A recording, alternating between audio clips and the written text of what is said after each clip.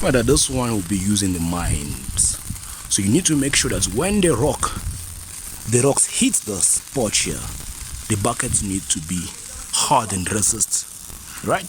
So you need to weld all these plates here. It need to be hard. So this typically is a hard material, Benox Hardox. This is what you weld there, right? Can you see? Now the bucket is good to go. This bucket is good to go. Well done, properly. This bucket.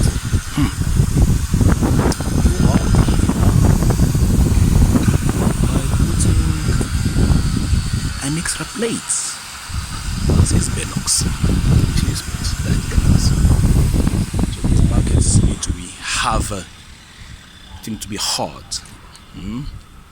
Can you see this? Now it's good to go. Look at this. Good to go now. This is what you do to reinforce this bucket. So you weld there and here. You weld inside. Now the heavy rolls can be taken care of. Look at this. Beautiful. This is what you do to reinforce this body. Check it.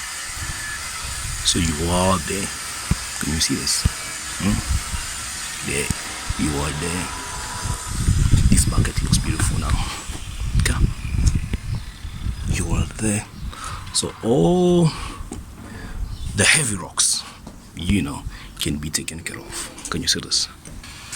Now the bucket is good to go. Do you see that? This one here is an excavator arm, as you can see. Okay. Can you see that?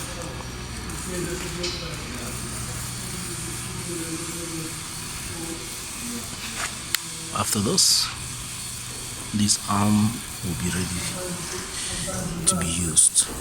Okay. Bucket here, so we're trying to fix here. Can you see?